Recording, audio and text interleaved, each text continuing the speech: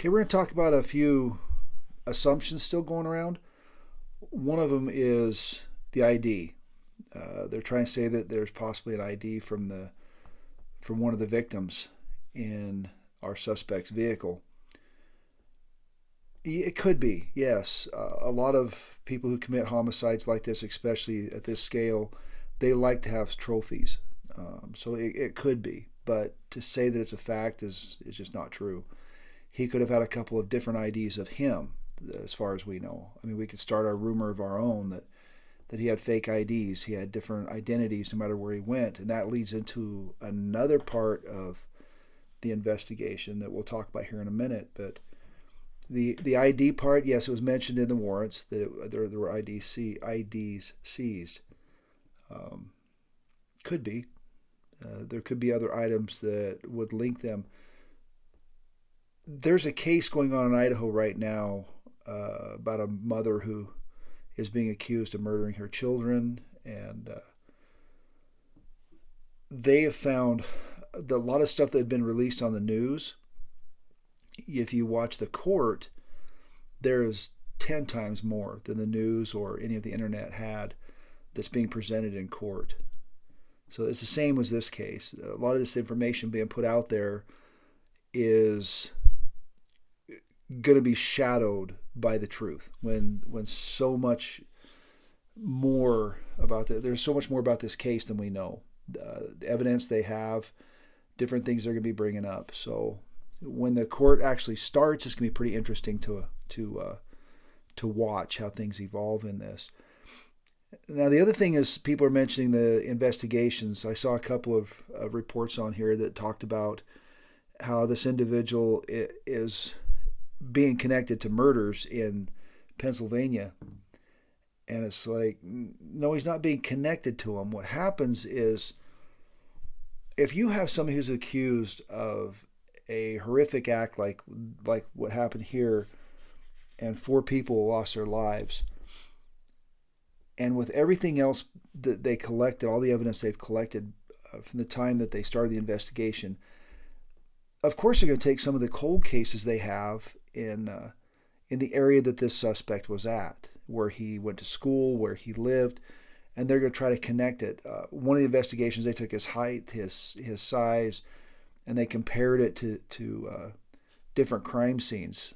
When we would do a crime scene, I mean, you're talking. They would take photographs and laser shots on distances and different parts of the residence and where somebody could be standing versus the victim standing, and they look at every angle they can. They even bring in laser measures the measurements that will pinpoint. Okay, this person had to be approximately 5'6" to 5'10", whatever it was.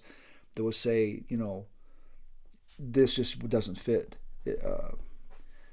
And so all this information is coming out. So they're using everything they possibly can to try to see if they can close some of their cases if this suspect was involved in other crimes. Every area does that. We had a murder suspect that was arrested, and he was found guilty. He had killed a small child, Geraldine Underwood. And they started connecting that suspect with rapes and other homicides. They were trying to see if he was involved in those. And then that piece of human garbage died in prison. So I'm not sure if they'll be able to close the cases or not. I hope they can, but they've been working on that.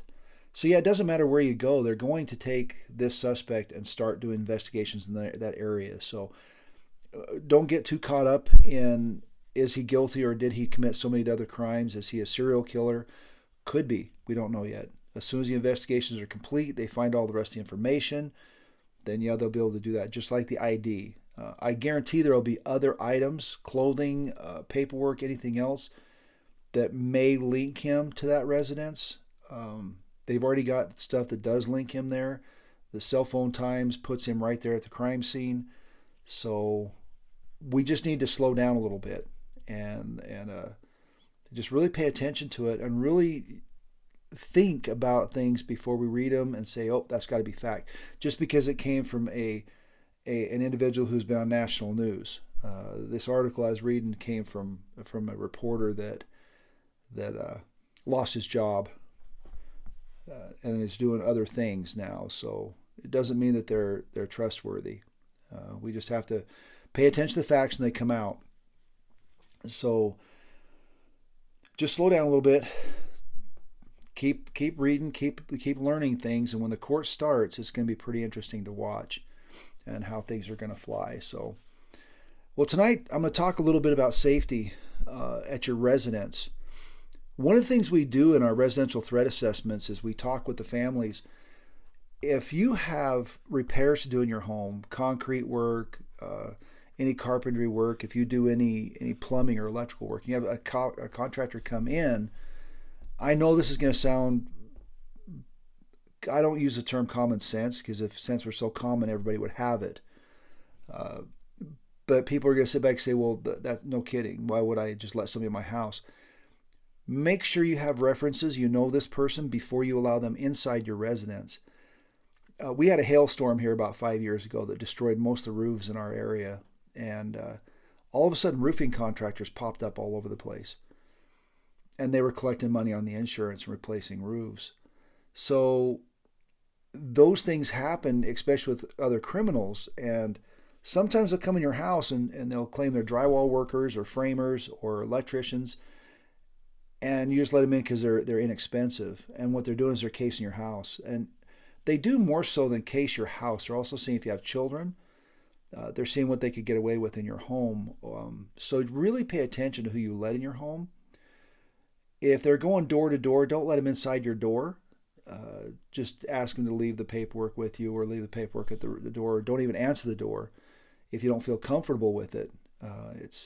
It's time for us not to be so polite sometimes. So if somebody's knocking on your door and you don't feel good about it, don't answer the door. Just keep the door locked and don't stand in front of the window so they can see you. But make sure you know who's coming to your house, even people who mow your lawn. We've found that there's been individuals who are groundskeepers that will come to your residence and mow your lawn or weed it or do some landscaping, and they'll check windows while they're there. And if a window is unlocked, they'll remember that window is unlocked and come back later. Now, I'm not saying that everybody out there who does work like that is bad. 90% of the people out there that do yard work and all this other work are hardworking people who just do their jobs and they want to make a living. But you have those few that infiltrate, and all they want to do is get inside your home. And when it comes to burglaries, the main things that they're looking for is going to be, loose cash, jewelry, cameras, iPads, cell phones, small things they can take, and the one big one is medication. So a lot of times the elderly are really focused on. They'll go to if you have an elder person in your family, just watch them and help them as much as possible. There's a lot of online false garbage going on against the elderly. And I've taken several calls of people who have won lotteries in Zimbabwe. And I'm like, did you buy a ticket from Zimbabwe? And they're like, no. Well, but they wrote a $5,000 check to be able to cash the check for the millions. And then they get upset they don't get paid. It's like, it's a scam. And so if you have elderly in your family that are trusting and they need repairs to their home, help them out. And I'm not saying every elderly person out there is incapable of taking care of themselves. There's a lot of elderly people out there that can take themselves a lot better than the younger people can sometimes. But watch out for each other. Take care of each other. Pay attention to a neighbor that you think might be getting scammed. Or you think somebody might be. I've do my residential threat assessments. I've actually gone into somebody's backyard and taken photographs of the residents that I was doing the assessment on, and I was in the backyard of somebody else, and one guy stood on his back porch and just looked at me. Didn't ask who I was, didn't ask me why I was there or anything. He just let me stand in his backyard, take pictures of his neighbor's house, and leave. And he didn't say anything to me. Well, don't let that happen. And I put that in my report to the family that your neighbors, they just let me stand back there and take photographs. Now you have a burglar who comes wandering through. That's an easy access to your home. So watch out for each other. Pay attention to each other. And again, just slow things down a little bit. Pay attention. Really focus on the truth. Don't believe everything that's out there. And stay safe and keep your head on a swivel and have a great day.